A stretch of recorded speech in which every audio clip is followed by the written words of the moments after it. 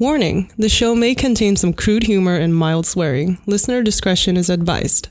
This show is produced by Geek Happy Network, constantly curious about the things we love. If you enjoyed listening to Smörgåsbord, remember to subscribe to the show on Spotify, YouTube, or on your favorite podcast app. Remember to leave a review. We would love to hear your thoughts. This is Smörgåsbord!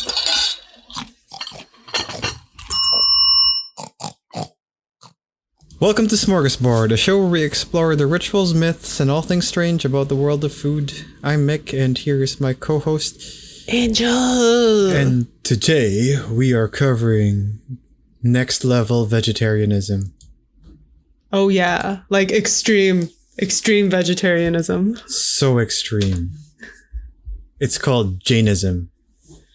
Which I thought it was invented by a girl named Jain. No, but that's not right. Yeah. Not a girl named Jane. Maybe a guy named Tarzan. Who knows? Yeah. Me Jainism, you Tarzanism.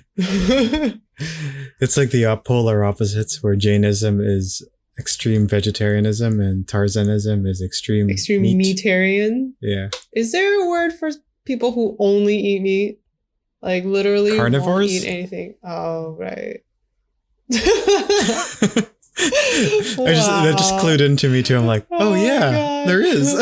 Of course it is. Duh. Anyway. Yeah, so we're going to cover Jainism today. But before that, we'll cover what's in our palate. I'm really hungry today.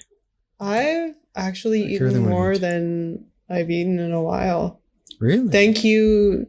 Shout out to Jamie for ordering a bunch of keto-friendly snacks. Ooh. And sharing them. But, you know, the drawbacks of eating a high-protein diet is the farts. I'm so happy we're recording in separate places. Yeah, the farts are a little special. Is it like loud or is it smelly? No, it's horribly smelly. Oh God. Like horribly, and it follows you. Like it's like there's no what is the word? I guess I'm tired. There's no way no one will know it's not you. Oh wow. Because it follows you. Yeah, it's horrible. They should make a horror comedy movie. Yeah. It Follows You Too. It follows you. Yeah. But it really does, and it's so bad. What would two people start a keto diet and are haunted by their farts? It follows you. I felt like, okay, I was driving today and you know, I had my windows open, so I'm like, yeah, I can just let one rip. But then when I got out of my car and I got back in because I forgot something, I was like, oh wow, okay. It never really went out the window. It's still in here. Wow. Anyway. Well, so that's from keto. I think Jainism is a little different, but today we'll cover a little bit about it. Yes. I don't know what I've been eating lately. Oh, I got this thing, Coca-Cola Tic Tacs. What? Yeah. Where do you get those?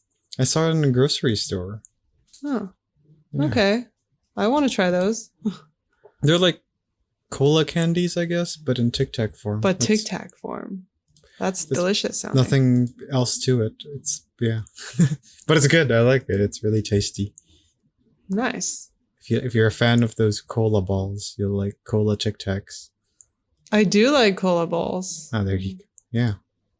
So today we're going to cover Jainism and its diet, which is the extreme level of vegetarianism. So Jainism isn't actually a diet. It's a religion first, and then the diet is just part of the religion. It's part of the, oh my God, practice. Yeah, that's what it is. The history of Jainism. This is the most struggle bus episode ever. Yeah. Just so you know. And it's funny because it's not like we tried to practice Jainism and eat a very different diet or anything. We're just brain dead. Yeah. I think I need to go get some sun. Even though just earlier I was complaining about getting too much sun. I just need to eat, I think. That's my problem. Yeah, the history of Jainism roots back over 2,000 years ago, around 7th to 5th century BC. It was founded around the Gagnas Basin in East India. It's pretty much located between India, Nepal, China, and Myanmar, to the north of the Bay of Bengal, which is close to a lot of the stuff we've been talking about, because we talked about Kashmir and we talked about Nepalese yaks and all that. So this is another part of it. So the basin itself is pretty big. It covers, it's pretty much a part of all these countries. When it comes to the founder of Jainism, the religion itself doesn't believe there is a founder of Jainism. My assumption here is possibly what happened was it's just a collection of like-minded people coming together out of a similar belief system. But the first notable believer of Jainism seems to be Parashvanatha or Parashva. He's known as the 23rd, let me try this, Tirthankara. There's a lot of TH. Yeah, it's a lot. Sounds, which is very hard to pronounce. I was told TH sounds is like a English only thing, but yeah, is it? Okay. I don't know how TH sounds in exactly in a different language. So. You just don't know. So, but the Tirthankara is, I guess, in some ways just a person who's reached enlightenment, I guess, is one way of seeing it. I don't think that's a direct definition of it, so don't quote me on that. I'm not an anthropologist.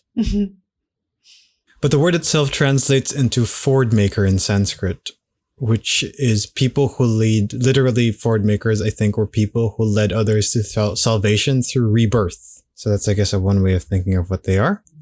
So that's Parashvanatha. A fun fact is the last Tirthankara is believed to be Vardhamana, who is the 24th of all of them, so the one who came after. He's also known as Mahavira, or the great hero of Jainism. So while he might not be the founder, in some ways, he is seen as the person who made it popular.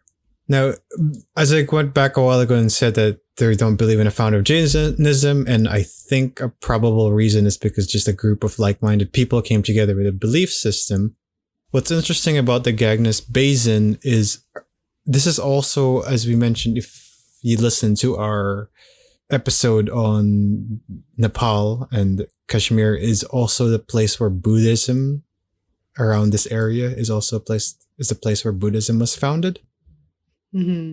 So I think what happened was just somewhere in the Gagnas Basin, historically, there were just a lot of people who started forming these beliefs that went against the common belief back then, which is the Brahmanic beliefs. And the Brahmanic beliefs, not Brahmic, the Brahmanic beliefs. And the Brahmanic beliefs were beliefs that were kind of revolved around traditional rituals to find purity. So almost, I guess, similar to Christianity, where you like try to earn your salvation. This is like you do rituals to earn your purity. So instead of those beliefs, the people here in the Gagnas Basin seem to just start forming beliefs that were pushed more towards the idea of aestheticism, which is refocusing yourself away from the physical world and focusing on denying physical desires to find enlightenment or spirituality. I thought you said aestheticism, as in like aesthetics. Yeah, well, I think it does root from that word, but using it as you deny the aesthetics of life. Okay. So this is why the Buddhism and Jainism came out of this kind of group of people's beliefs, right? Jainism itself is one of the three ancient religions that continue to strive in popularity today, the two others being Buddhism and Hinduism. So as we mentioned, it was Mahavira who brought upon the popularity of Jainism. We'll give a little bit of a history bit about him. Upon his death, he was able to grow the movement to about 50,000 people. But early into the growth of Jainism, not around this time, but a few hundred years later, the group eventually split into two major sects, which is what we know of today. The Digambara, or the sky-clad, and the Shvetambara, or the white-robed. Ooh, that sounds mysterious. What do you think? What do you think is the difference between the Digambara or the sky-clad and the Shiventambara or the white-robed? One of them floats.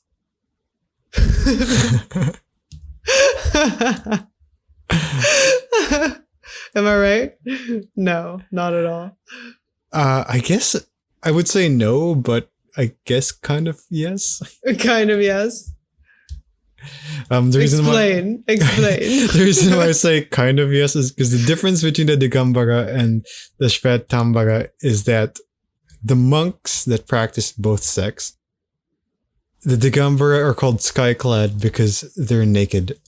Oh, okay. I thought those were the ones that, So they float. In a sense because they're just naked. Well, the Shvetambara believe that monks should be at least robed in white. Okay. All right. Yeah, so with the Digambara, they believe that monks should still be naked, not the nuns. The nuns would wear white robes, while the Shvetambara monks believe that they should wear white robes. This distinction in how they practice is the cause of the sect and the rift between the two different groups of Jainism. Is okay. Should I be naked or not? Oh, I mean, yeah, I would opt for not naked. Yeah, right. The difference of That's clothing. just a personal choice, though. Yeah. I'm sure from them too it was back then. The difference of clothing though also suggests a difference in their belief on whether women can gain true enlightenment, which is something that the Digambara sect doesn't seem to still believe in. As you could see, I think for them the true form of enlightenment comes being naked, and they don't allow women to be naked the same way. So in the winter time, are you allowed to not be naked? I think they make a distinction between blankets and clothing, maybe. I don't know. Oh, okay. It's also probably really warm in that area, so might not be an issue. What I do find interesting is today, though, women in some ways are seen as paragons of the faith for Jainism, mostly because they're usually the masters of the kitchen, and as we mentioned, and as we'll find out later on, a big part of Jainism is the diet itself. Mm-hmm. I'm not actually sure what happens after that. There's a lot of how they resolve their differences and all that, but around 400, the year 450, there was an attempt to try to bring these two sects together, but it just didn't happen. So now we just live with the fact that there are two different sects of Jainism. I'm okay with that. Yeah. People can believe what they believe. Yes, if you believe you want to be naked. Yeah. I'm not stopping you. Yeah. Yeah, so Jainism eventually grew its influence in India over the next few thousand years. A big part of it is gaining political support, assuming through just the literary works they had and spreading of the philosophy that they had. But around 12th century, the popularity of Jainism decreased as the group became marginalized in India. I'm assuming it's because India had to move towards more following other religions like Hinduism, Islam, and all that. This took away a lot of the temples and the Templar life of Jainist monks, and shifted their life actually from temples to becoming merchants. They became a mercantile group of people rather than based in a temple. So they're almost like nomadic travelers in some ways. The Shiventambara sect also experienced their own subsect of breaking apart called the Gacha. There's not really major differences between these subsects, so for the most part, you could kind of see them as the same. There's just some some philosophical differences, but that's about it. Today, though, the religion itself has expanded around the world, from Kenya and Uganda to even here in North America. A large part of that is because of immigration. And as we mentioned, they're not stuck in temples. Their group became more mercantile, so they were able to travel around the world and trade. Today, there's my religion is capitalism. I said that really seriously. Yeah. Are you going to elaborate on that? No. Oh, it's not my religion. I can't even say that I really like it. It's just we were born into this system. Yeah, fair enough. And we can't detach. It's very hard to detach. Yeah. I don't want to go live in the woods by myself and hunt for my own food. I like money and being able to buy stuff. Exactly. Yeah. Exactly. I've been chewing a lot of gum. Who do you think provides that gum for me? Capitalism. I was gonna. It's believed today that there are about 4 million practicing Jains today. That's a lot more than I thought. Yeah. Yeah. Or actually. something that I've never heard of recently. Fair. I mean, if you think about it, if there's 7 billion people, it's like, it's not even 1% of the world True, population. that's very small. Yeah. It's like a city. Yeah, pretty much. So that's a little bit of a super roughly worded history of Jainism. But when it comes to what exactly is Jainism, well, Jainism is a religion that strongly believes that the path to spirituality and enlightenment comes through not harming people or anything, really. Or animals or plants. Yeah, it's called ahimsa, which translates to non-injury of all living creatures or all things with souls, essentially. They are pretty much as pacifist as you can get from how I've seen it, and they really do believe in non-violence. So, in terms of things they consider to have souls, like this includes like grass. Yes. And microbes? It includes a whole lot of things, actually. So they believe that reality has two substances. We're going to get a little philosophical here. All right. They believe reality has two substances. The jiva, or the soul, which are animate substances. And then there's the ajiva, or the non-soul, which are inanimate substances.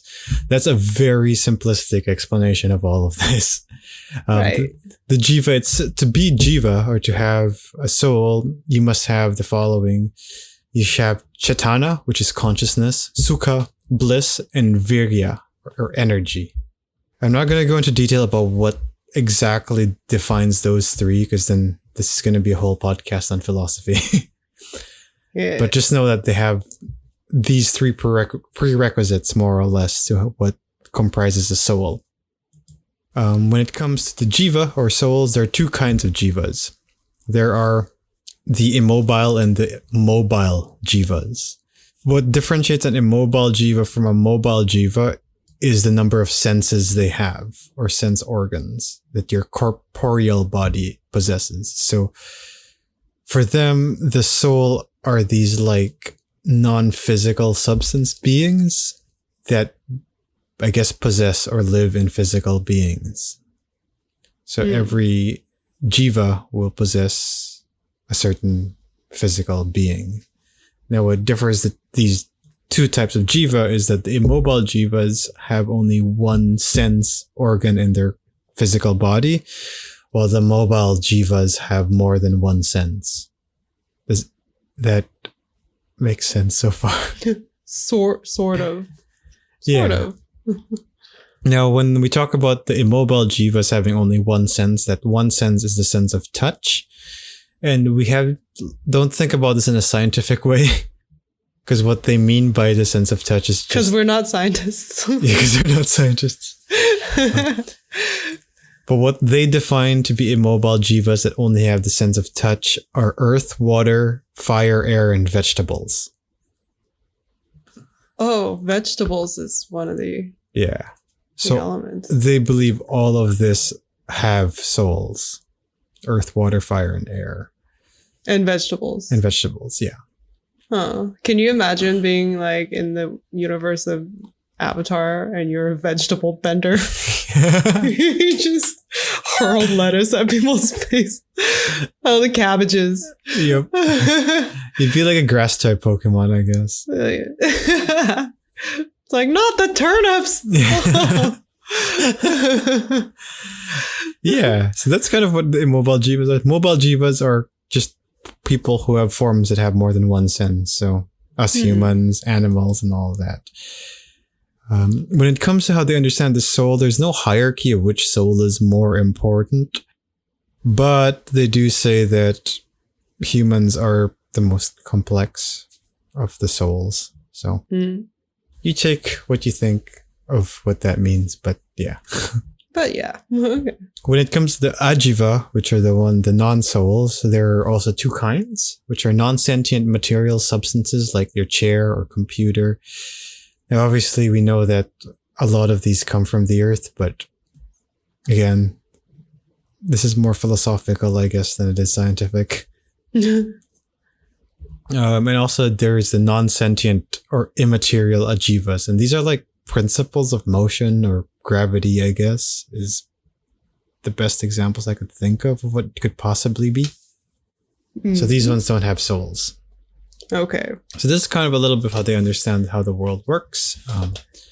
The word Jainism itself is not from a lady named Jain. The word itself roots from Sanskrit, from the word ji, meaning to conquer, which is a very interesting word. Oh, I would think that that's not something that they would be into. Yeah, because usually when we use the word conquer, we tend to think of it as related to violence.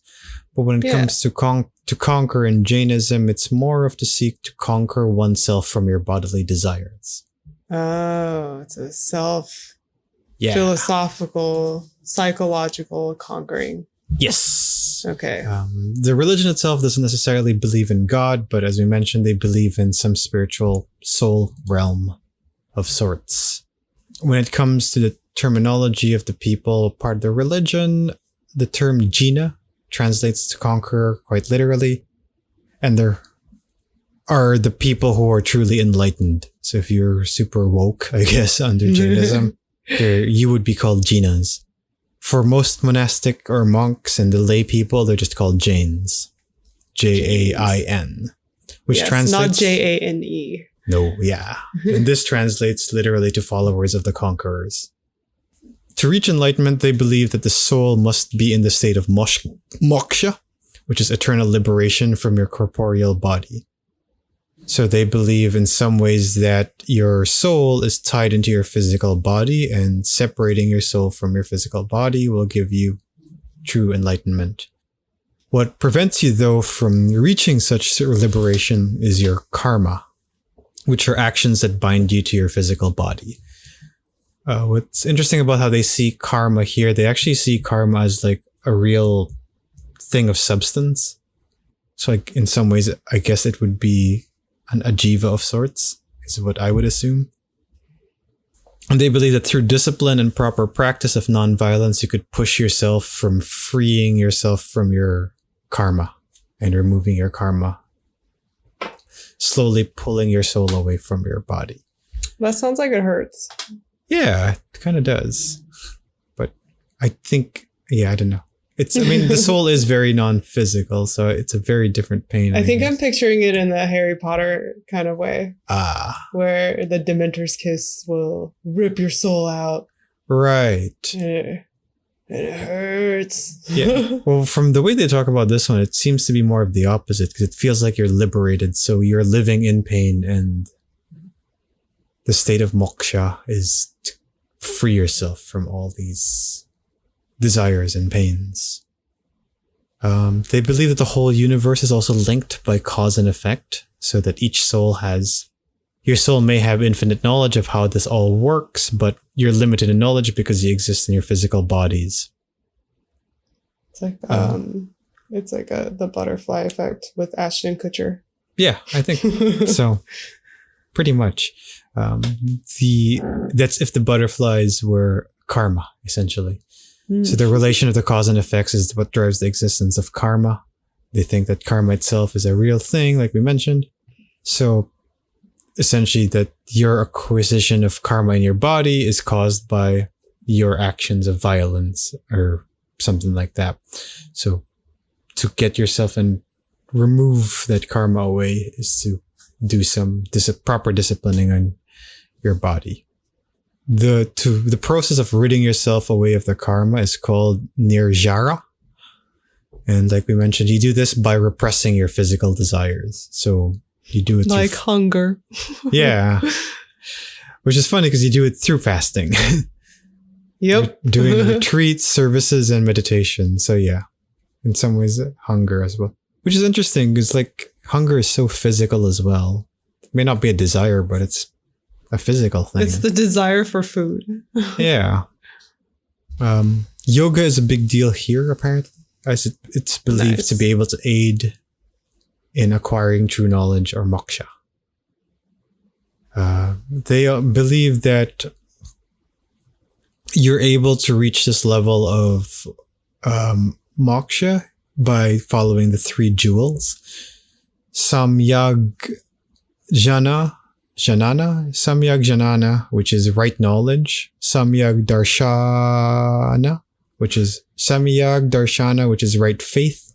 And Samyak Charitra,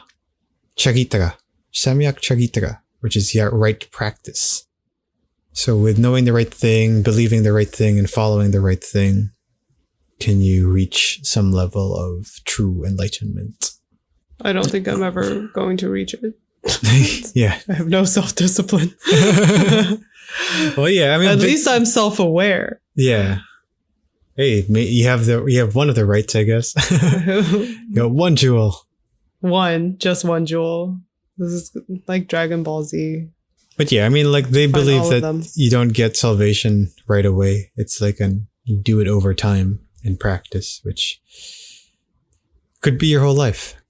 They see the universe divided into 5 parts. So like, I guess heaven and hell in some ways. They believe that there's the Adholoka, which is the lower world, which essentially is hell. It's similar to that Mengpo levels of hell, where they believe there's also 7 tiers of hell.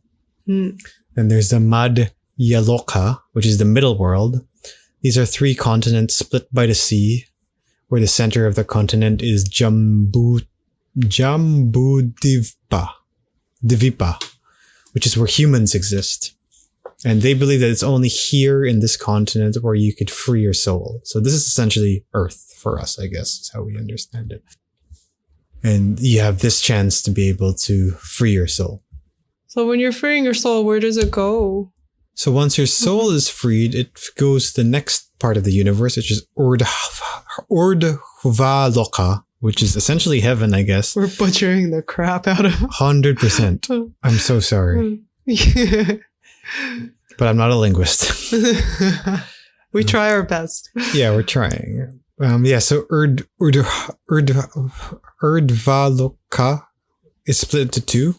One for the souls who are in the path of enlightenment, and there are those and then the other for those who are close to approaching the path of enlightenment.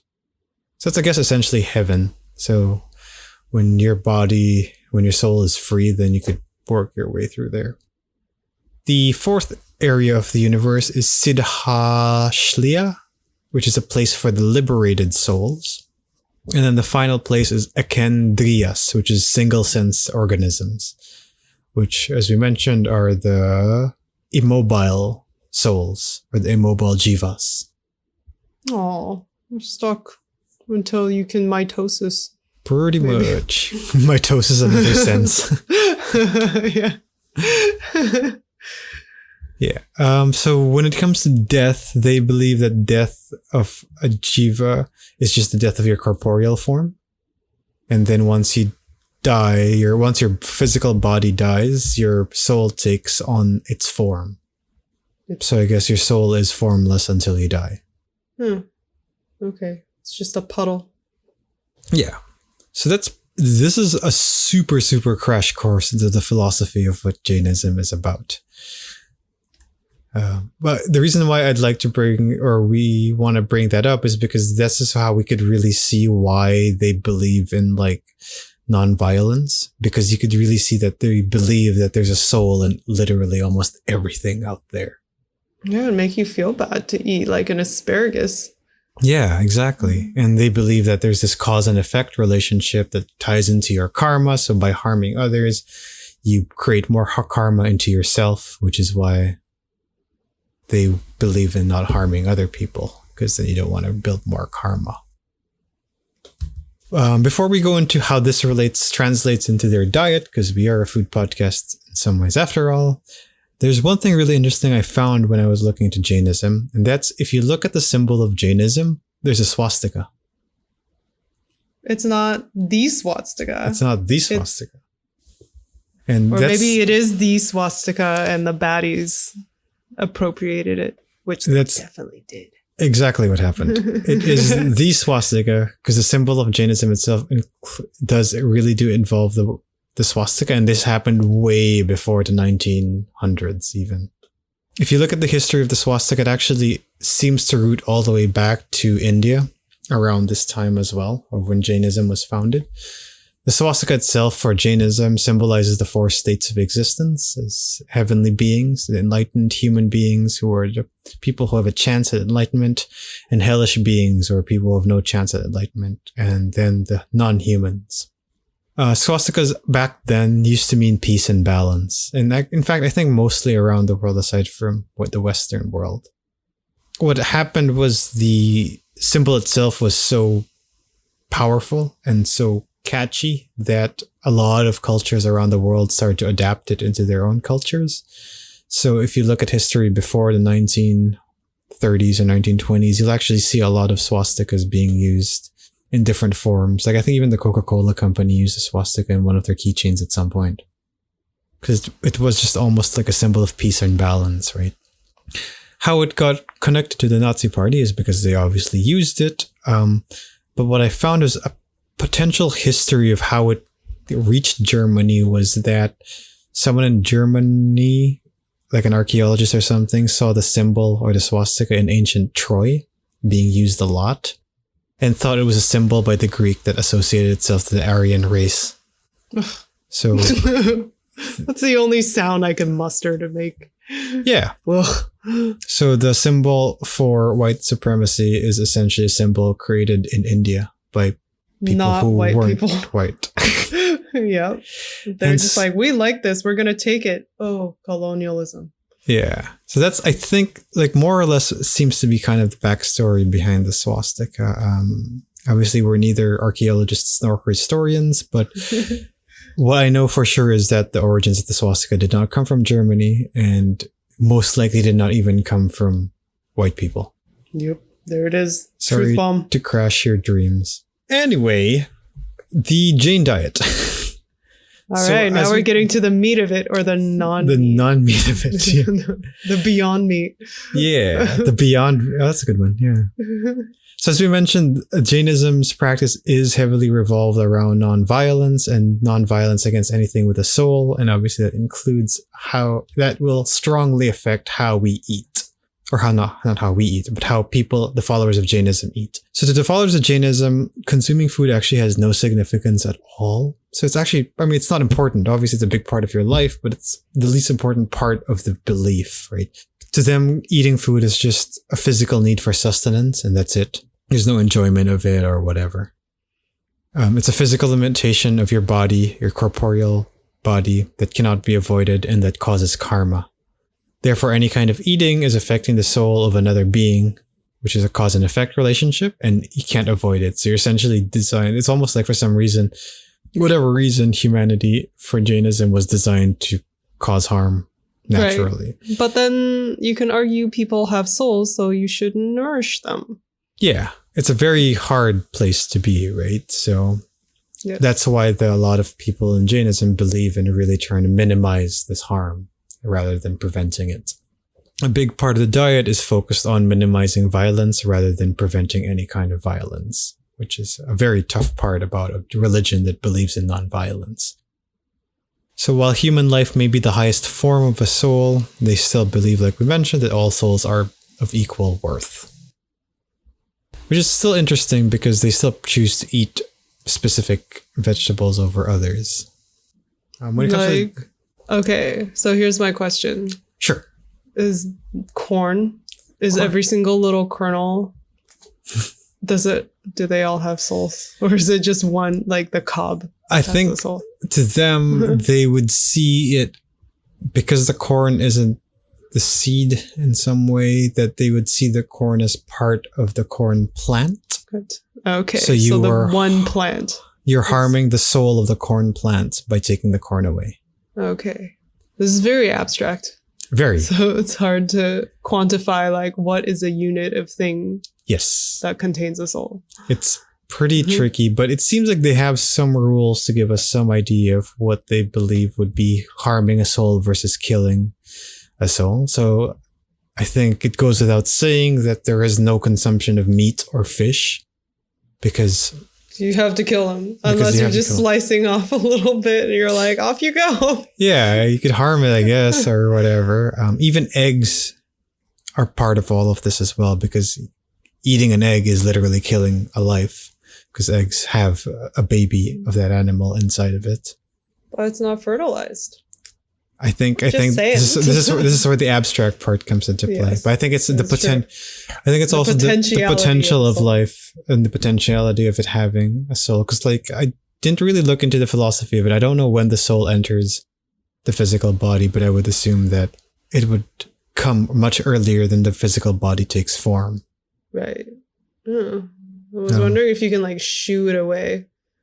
You see a soul like getting close to entering like an egg. You just like nope, next one.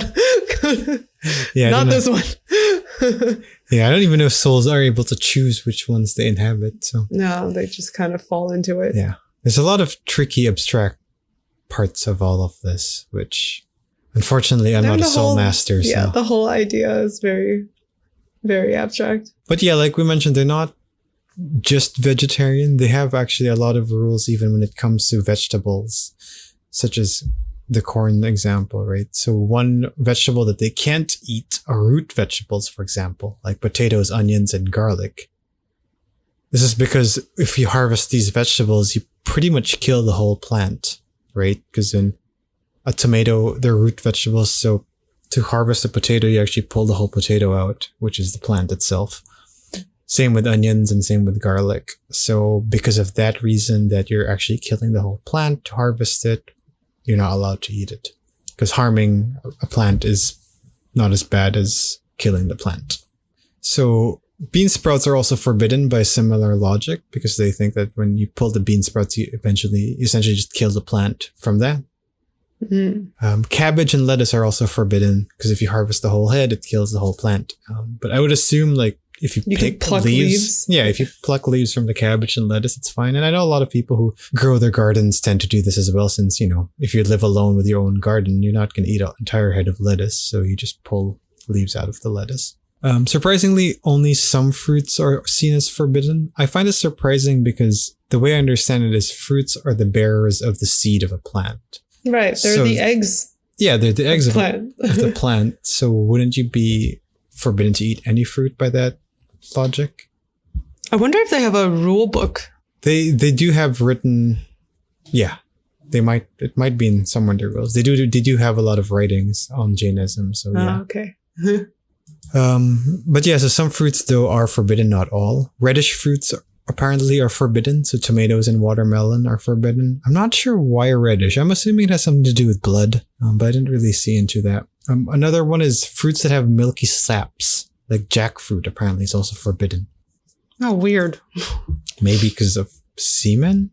I don't know. I wouldn't be surprised. It's like jackfruit, but no homo. Yeah. That's what I would guess, maybe. They also don't consume honey as it results in killing bees.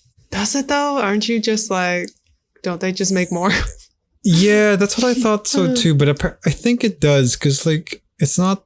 You definitely affect the ecosystem of a bee colony by taking honey because it is a big part of their life. It's true. But you could kind of say that for anything, really. Yeah. So it's tricky. It is tricky. All right. They also, back in the day, allowed for eating dairy since you're able to harvest milk from a cow without really harming the cow. Mm-hmm. But nowadays, it seems Jains tend to avoid it mostly because farming practices today are not kind to animals. I would assume Jains who raise their own cows would be okay with milk. Milking them gently. Yeah, as it is just a part of the cow. And at most, you might harm the cow by milking it too much or something. But I don't think they believe you're actually harming the cow at all by using the milk. The other thing I found interesting was actually water. So they're not allowed to drink unfiltered water because it may contain bacteria. Oh. So back in the day, Jains would filter out the water using a 3-layered cloth. It's a little bit harder today because you can't really avoid Or it's hard to avoid water situation nowadays because of the piping systems and how we run water supplies. But for the most part, Jains still find a way to filter their water before drinking it. Which is a good thing, incidentally. Yeah. So even if we go back to, say, our LaCroix episode when it comes to carbonated waters and spring water and all that, if they buy bottled water, they tend to still filter that water before drinking it. Another interesting thing I found about Jainism is they're also not allowed to eat on sunset. So eating before sunset is a practice called choviyar. The reason why they're not allowed to eat after sunset is because they believe animals are attracted to fires. So if you cook, you may kill them in the fire. Mm-mm. So a lot of people will just eat before the sun sets. Leftovers also are forbidden. What? Because if you keep food overnight, microorganisms can grow into your food. Okay. Yeah, a similar thinking is also very hard. It's very hard. Yeah, like it's very hard to live under the Jainism diet. A similar thought process is also used for why yogurt is forbidden and anything fermented. Oh, yogurt is literally just all bacteria. Yeah. Same with cheese is mold. Cheese, yeah. Okay. Including, vinegar, for example, is fermented as well, so that's not allowed. Alcohol is also forbidden, but not actually because of the microorganisms, but because it makes you sick and more susceptible to making bad decisions. Mm-hmm. You don't say. We are very well versed. Yeah. Even ground spices have their limitations. So if you harvest ground and grind spices, you can only keep them for 3 days during rainy season, 5 days during the summer, and 7 days during the winter. So you must consume it within those time periods. All right. During holidays, extreme forms of fasting might actually also be adopted. So this could include not eating green vegetables. I think it's because it's seen as a sign of life, like the color green, and also because it has the chlorophyll pigment and it causes pain to the plants. We're not covering Jainist festivals here because we do like our food, and most of their celebrations The lack of food. Holidays, let's call them holidays, are actually revolved around fasting and not eating. So there's no food to cover. This is the episode where we talk about the opposite of food. Yeah, right? Yeah, so that's pretty much a little bit about how the Jain diet works. As you can see, there are so many limitations about it. And a lot of it just revolves around how much harm you put into creating the food in their philosophical understanding of how the world works. Yeah, I thought it was an interesting take on everything that we research and talk about. Yeah. It's just the opposite of eating. Yeah, pretty much. It's not eating. Yeah. But so, I mean, obviously they do eat. Yeah, just not very much. Yeah. So when it comes to how they make food, essentially they prepare food fresh every day, every meal, right? Because if they don't allow for leftovers and they don't let food rest overnight or whatever. And they find substitutes for many different things as well. So one thing I found cool was instead of using potatoes for their meals, they use plantains or fruits. Oh, smart. Yeah. That's a good thing. I love plantains, hate potatoes. Woo! Yeah, right. I'm sure you could imagine a different world where instead of French fries, we had French plantains. French plantains. I actually went to I don't remember what kind of restaurant it was that had plantain fries. Oh, cool. They were super good. Oh, yeah. It was a food truck. Oh, cool. Yeah. Anyway, back to Jainism. For them, herbs are fine. How you know that neither of us will survive being a Jain? Hell no. We're just like, oh, food. This requires a level of discipline and patience and practice that I'm sure it could happen, but it is not in this universe. Maybe some different lifestyle form. Herbs are fine though. So when it comes to flavor, a lot of Jain Jains do say that it's not like they're missing out on a lot of flavor because spices and herbs are still fine to eat, right? So they're able to create tasty meals as well still. They could also still use grains, for example, to fill their stomachs with. And surprisingly, cheese and yogurt is something they could also do, as long as they're able to make the cheese and yogurt on the day and eat it right away. Oh, so, wait, I thought yogurt was bacteria, so it was a no-no. Yeah, I don't know. I'm assuming they have a different process of making this. I think it's just a process, like how they mix it and whatever. Maybe they don't put any bacteria. But yeah, so that's Jainism and the Jainist diet. As we do every show, is it healthy or is it good? There are, I mean, it's healthy, I guess. I think the limitations make it hard. It's too much. Yeah. The diet itself does not, unlike other diets, it's not focused on health first and foremost, right? It's a religion. It's the health of your spirit. Yeah. It's not keto where it's focused on being healthy. It's a philosophy, it's a way of life or the religion. So I guess I would say it's not healthy because of that. I'm going to say it's not entirely healthy.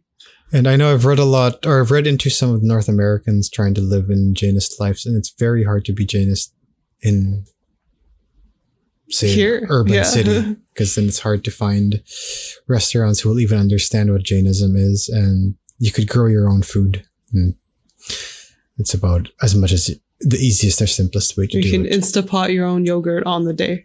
Yeah.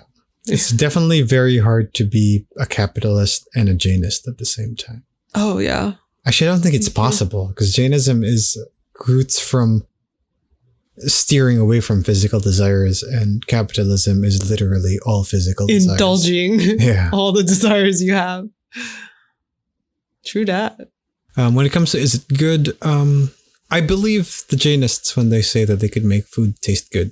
I mean, it's not like they're not allowed to have spices and all that, right? So, yeah. Hell, fried plantains are good even without anything. So, and it looks like they could do oil. Oil doesn't seem to be a problem. Oil's good. Mm-hmm. So yeah, I'd say it's good. I'm more than happy to try food that's prepared by Jain. It would be hella fresh. Yeah. So yeah, I mean, it's totally doable. Would we do it? Definitely not. No. It's hard doable pass. For a certain caliber of folks. Yeah, but I do respect some of their philosophical beliefs. They seem really cool. Yeah. It's a little bit of a brain fuck, but whatever.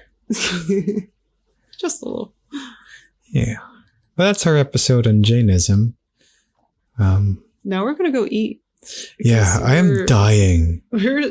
We have lost all of our oomph. I think we have to schedule these things after eating, not before meals. Yeah. Anyway, bye. Bye. We're dying. This is Smörgåsbord.